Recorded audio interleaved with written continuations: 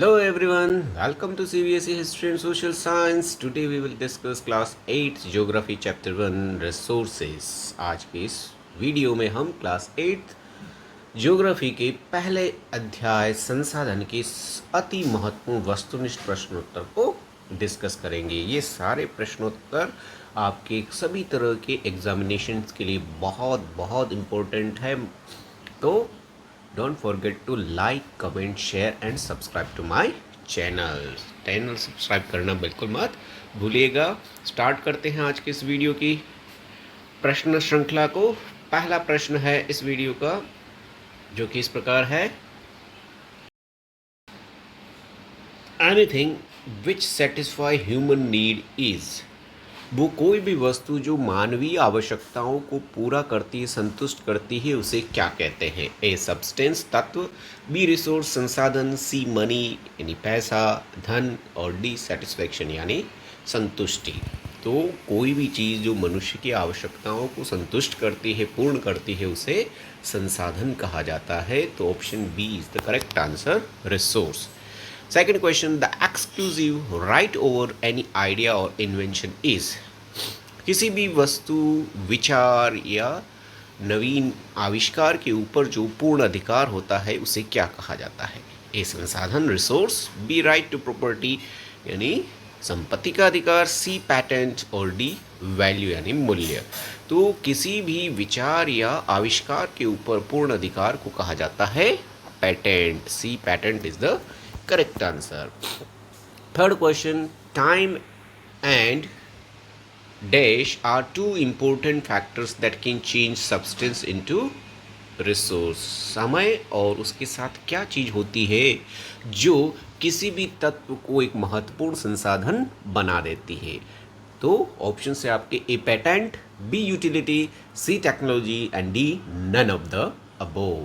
तो time and technology are two important factors that can change substances into resource। समय और तकनीकी, ठीक है, तकनीक या प्रौद्योगिकी वो एक महत्वपूर्ण फैक्टर है जो किसी भी तत्व को संसाधन में परिवर्तित कर देता है। तो option C is the correct answer.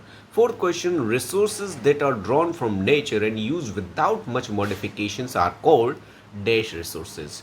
वे संसाधन जो प्रकृति से प्राप्त होते हैं और बिना किसी बड़े परिवर्तन के जिन्हें हम उपयोग में लेते हैं, उन्हें कौन से संसाधन कहा जाता है? ए मानव संसाधन ह्यूमन रिसोर्स, बी नेचुरल यानी प्राकृतिक संसाधन, सी ह्यूमन मेड यानी मानव निर्मित संसाधन, और डी आर्टिफिशियल यानी कृत्रिम संसाधन। तो वो संसाधन जो हमें प्रकृति से प्राप्त होते हैं और बिना किसी मॉडिफिकेशन के हम जिनका यूज़ करते हैं, दे आर कॉल्ड नेचुरल, प्राकृतिक संसाधन। ठीक है, इसके बाद next question, question number 5, those resources whose quantity is known and these resources are being used in the present। वो संसाधन जिनकी क्वांटिटी या मात्रा हमें पता है और साथ ही साथ जिनका हम वर्तमान में उपयोग कर रहे हैं, उन्हें कौन से संसाधन कहा जाता है? Ubiquitous, B actual, C potential, और डी अबायोटिक। यानी इन्हें वे संसाधन जो वर्तमान में उपयोग किए जा रहे हैं, तो उन्हें कहा जाता है वास्तविक संसाधन जिनकी मात्रा हमें पता है। तो that is actual resource. Option B actual means वास्तविक संसाधन। फिर which is considered as an important factor that can change substance into resource. इनमें से कौन सा वह तत्व है जो किसी तत्व को या किसी भी पदार्थ को संसाधन में बदल देता है? टेक्नोलॉजी, स्टॉक, डिस्ट्रीब्यूशन और ओरिजिन। तो हमने देखा कि तकनीक या प्रौद्योगिकी वह महत्वपूर्ण संसाधन, वह महत्वपूर्ण तत्व है जो किसी भी पदार्थ को महत्वपूर्ण संसाधन बना देता है। तो option A is the correct answer. ठीक है, फिर क्वेश्चन नंबर 7। क्वेश्चन नंबर 7 है, resources that are found everywhere are termed as. वे संसाधन जो प्रकृति में हर जगह उपलब्ध होते हैं, उन्हें क्या कहा जाता है? जो सभी जगह उपलब्ध होते हैं। लोकलाइज स्थानिक संसाधन, बी बायोटिक, सी यूबिक्विटस, और डी नॉन रिन्यूएबल अनवीकरणीय। तो वे संसाधन जो सभी जगह सार्वभौम, जिनको यूनिवर्सल प्रेजेंस होती है, दे आर कॉल्ड यूबिक्विटस। सार्वभौम संसाधन, यूबिक्विटस संसाधन उन्हें कहा जाता है। फिर आता है 8th question, using resources carefully and giving them time to get renewed is called. संसाधनों का सावधानीपूर्वक उपयोग करना और उन्हें नवीनीकरण के लिए समय देना, इसे क्या कहा जाता है? ए सस्टेनेबल डेवलपमेंट, सतत पोषणीय विकास, बी मानव संसाधन विकास, human resource development, C stock of resources, संसाधनों का स्टॉक, या डी रिसोर्स कंजर्वेशन, संसाधन संरक्षण। तो संसाधनों को सावधानीपूर्वक उपयोग करना और उन्हें जो है नवीनीकरण के लिए समय देना, उसे कहा जाता है संसाधन संरक्षण। Option D is the correct answer. 9th question, give an example of biotic resource. जैविक संसाधन का, जैव संसाधन का एक उदाहरण बताइए, इनमें से कौन सा है? A rock, B minerals, C soils और डी एनिमल्स। तो रॉक, सॉइल और मिनरल्स है, ये तीनों ही अबायोटिक हैं, अजैव है। इनमें एनिमल जो है जीवित है, तो जैव पदार्थ या जैव संसाधन एनिमल्स जो है उनका एक एग्जाम्पल है। Next question, question number 10, factors which help in the development of resources are. वो तत्व जो संसाधनों के विकास में योगदान देते हैं वो कौन कौन से हैं? नीचे दिए गए सभी, जैसे कि बी ह्यूमन रिसोर्स, मानव संसाधन, तकनीकी, सी और इंटरनेशनल कंपटीशन, अंतर्राष्ट्रीय प्रतिस्पर्धा। ठीक है, तो रिसोर्स डेवलपमेंट में जो है मानव संसाधन का भी योगदान होता है, तकनीकी का भी होता है और अंतर्राष्ट्रीय प्रतिस्पर्धा जो है वो भी योगदान देती है, इसलिए इसका आंसर होगा option A, all of the below, सभी। 11, the rich deposits of coal in the rural region are found in which country. Rural region में जहाँ कोयला की बहुत अधिक मात्रा में डिपॉजिट या भंडार पाए जाते हैं, वो रूरल रीजन जो है वो कौन से देश में स्थित है? इंडिया, फ्रांस, जर्मनी और यूएसए। तो रूरल रीजन जो कोयले का क्षेत्र है, एक बहुत बड़ा भंडार है, वो है जर्मनी में। तो option C is the correct answer. फिर हम बात करते हैं व्हाट मेक्स एन ऑब्जेक्ट और substance, what makes an object और substance a resource is it's.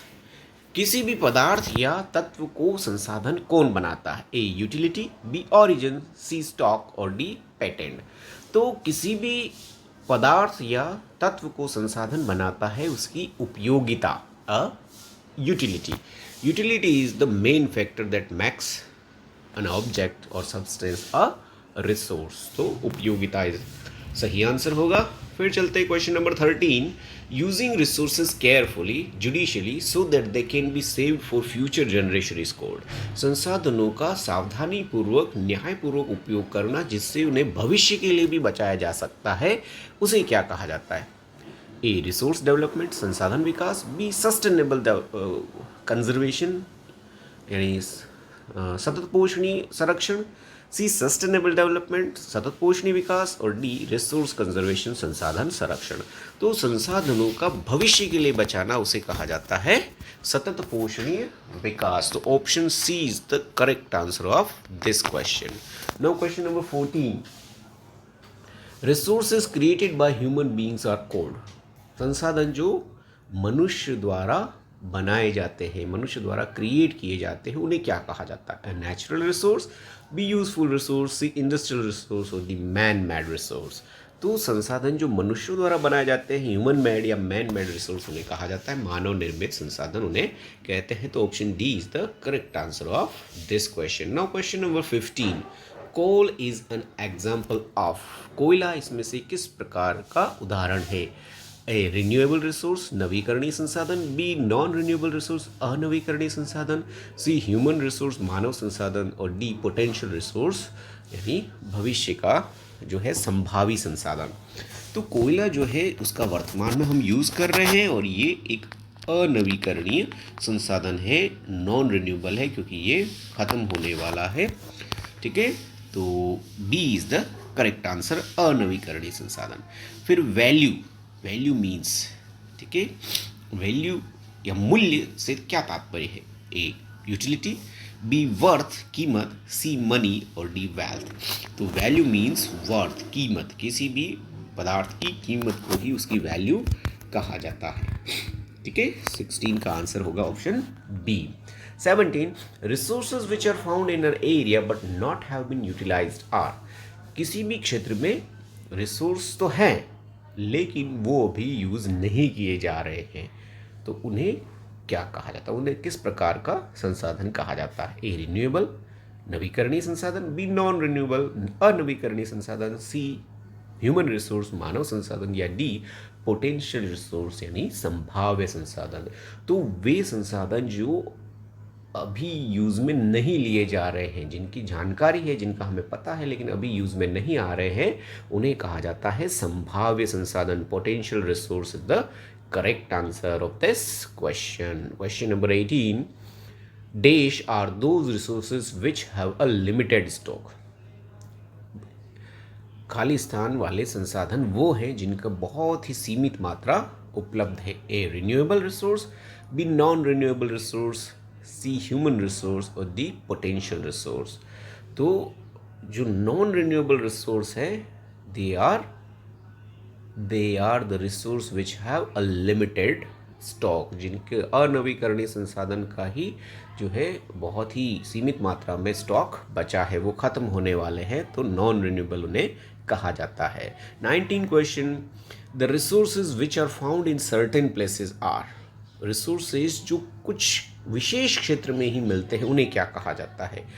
Ubiquitous संसाधन या रिसोर्सेस, सार्वभौम संसाधन, बी नॉन रिन्यूएबल अनवीकरणीय संसाधन, सी लोकलाइज्ड यानी स्थानिक संसाधन और डी पोटेंशियल यानी संभाव्य संसाधन। तो ऐसे रिसोर्सेज जो किसी विशेष क्षेत्र में ही मिलते हैं, हर जगह नहीं पाए जाते हैं, उन्हें कहा जाता है लोकलाइज्ड या स्थानिक संसाधन। Option C is the correct answer. फिर आते हैं question 19, the next 28th question है, the distribution of natural resources, ठीक है, डू नॉट डिपेंड अपॉन। संसाधनों का वितरण इनमें से किस चीज़ पर निर्भर नहीं करता है? ए टेरेन, बी क्लाइमेट, सी एल्टीट्यूड और डी ह्यूमिडिटी। तो संसाधनों का जो वितरण है उसमें टेरेन, क्लाइमेट, एल्टीट्यूड तीनों महत्वपूर्ण भूमिका निभाते हैं। ह्यूमिडिटी का उसमें कोई रोल नहीं होता है, इसलिए option D humidity is the correct answer of this question. Question number 21 जो है, नेक्स्ट क्वेश्चन है, doctor, teacher, soldier, farmers are the type of. ठीक है, डॉक्टर, शिक्षक, सैनिक और किसान इसमें से किस के उदाहरण हैं? ए नेचुरल रिसोर्स प्राकृतिक संसाधन, बी ह्यूमन मेड रिसोर्स मानव निर्मित संसाधन, सी ह्यूमन रिसोर्स और डी रिन्यूएबल रिसोर्स। तो डॉक्टर, टीचर, सोल्जर, फार्मर ये सब जो है मानव संसाधन के एग्जाम्पल है। Option C is the correct answer, human resource. फिर 21, रिड्यूस, रीयूज एंड रिसाइकल। ठीक है, कम उपयोग, फिर से उपयोग और पुनः चक्रण। ठीक है, ये किसके बेस्ट मेथड हैं, तरीके हैं? A resource conservation, B renewable resource, C industrialisation और डी मेडिकेशन। तो रिसोर्स कंजर्वेशन के ही बेस्ट मेथड है रिड्यूस, रीयूज एंड रिसाइकल। ये तीनों ही संसाधन संरक्षण के मेथड्स है, टेक्निक्स है, जिनके द्वारा हम संसाधनों को बचा सकते हैं। तो option A is the correct answer. 22nd question है, which of the following is not the principle of sustainable development. Sustainable development का प्रिंसिपल या सिद्धांत इनमें से कौन सा नहीं है? A minimize depletion of environment, पर्यावरण की जो क्वालिटी है उसको कम से कम मिनिमाइज करना यानी उसको सुधारना। B respect and care for all forms of life, सभी तरह की जीवन की जो है सम्मान देना, उनकी सुरक्षा करना। C conserve earth vitality and diversity, पृथ्वी की जो वाइटलिटी उपयोगिता और उसकी विविधता है उसको सम्मान देना, उसको सुरक्षित करना। और D using excess chemical fertilisers and pesticides in agriculture, कृषि में अधिक से अधिक रासायनिक खाद और दवाइयों का उपयोग करना। तो सस्टेनेबल डेवलपमेंट के लिए डिप्लीशन ऑफ एनवायरनमेंट मिनिमाइज है, ये प्रिंसिपल है। Respect and care for all forms of life है, ये भी है।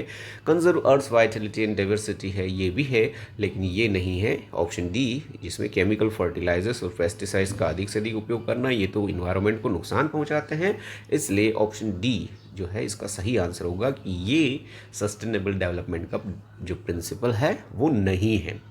फिर लास्ट क्वेश्चन है इस वीडियो का, विच of the following is a non renewable resource. इनमें से कौन सा एक अनवीकरणीय संसाधन है?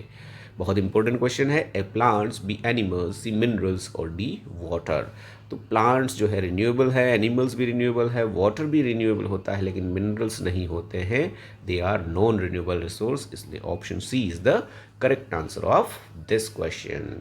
और इसी के साथ आज के इन प्रश्नों की श्रृंखला जो चैप्टर 1 रिसोर्स संसाधन के हैं वो समाप्त होते हैं। Thank you for watching my video. Don't forget to like, comment, share and subscribe to my channel subscribe करना बिल्कुल मत भूलिएगा।